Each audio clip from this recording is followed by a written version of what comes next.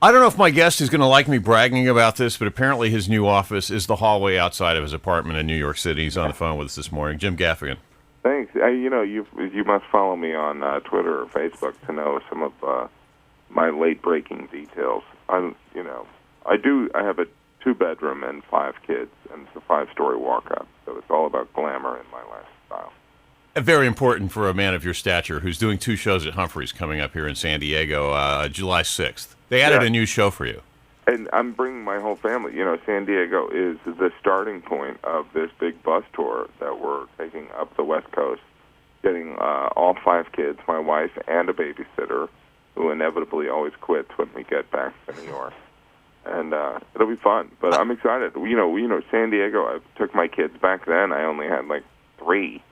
But San Diego is, obviously a great city to bring kids to, so I'm excited. And Legoland now has a hotel, which probably has more room in it than your apartment in New York.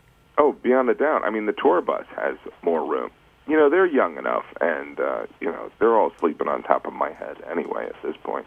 So tell me about your book, Dad is Fat, because I read it.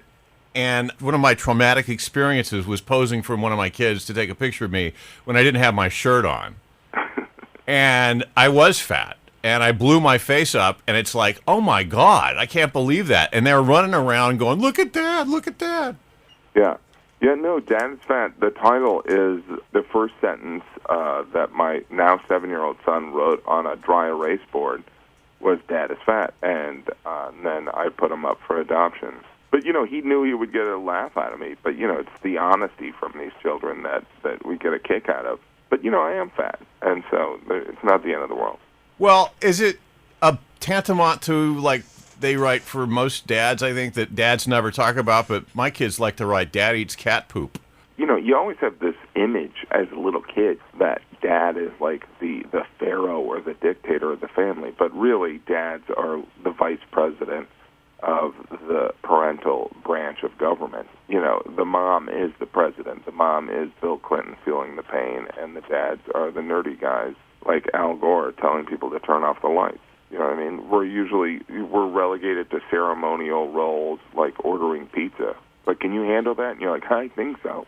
Do you get to kill the spiders in your house? Oh yeah, I've had to kill many a spider. What freaks your kids out about you the most? My oldest is 9, and then there's them figuring out what I do for a living, because it's confusing, I think, particularly to my 7-year-old, because he thinks that I just essentially, as a comedian, I just misbehave for a living. So, making jokes, I mean, his jokes are much more about poop and stuff like that, but he thinks, he's like, well, that's what you do for a living. Why can't I do that in my first grade class? Does that cause problems for the teachers with your kids? Well, I have an essay about how, the parent-teacher conference, no matter what your occupation is, and I'm sure you encounter this, any strange behavior or, a disciplinary problem is always attributed to our occupation, as if, librarians' kids should be telling all the other kids to be, shh. You know what I mean? It's a strange thing.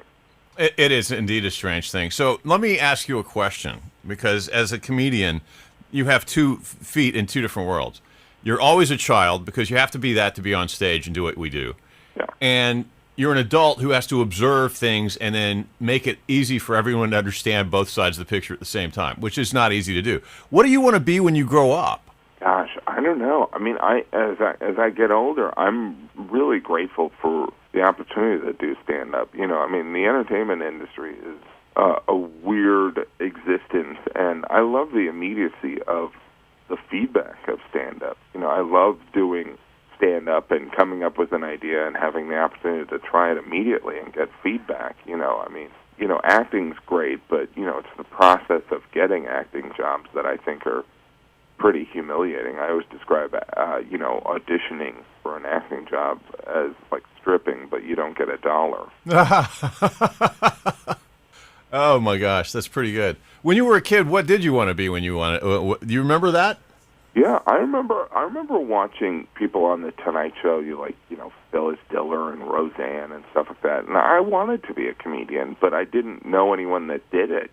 So I didn't think it was a realistic pursuit. So I get very lucky. You know, I got to do what I wanted, and you know, it's not something that I take for granted. You know, stand-up, you know, it's so weird. You know, my kids will say, Daddy has to go to work, but it feels even weird calling it work. I always consider I get paid to, you know, the money's for traveling, you know, sitting in an airport. I do understand that. I mean, my producer and I both look at each other every day and kind of go, do we really do this for a job? Yeah. Really? This is a grown-up job? I went to college for this? Right. It's pretty strange. Okay, well, Dad is fat. I don't want to get too much into it, but buy this book. He is a good writer. Thank you. I is. And Jim will be in town on July 6th for 2 shows. They added another one at Humphrey, so it's actually an early show. And it's nice to meet you, and thank you for making everyone laugh. It's funny. Life would not be as much fun without you to point out how funny it is. Oh, well, thanks so much. Appreciate it.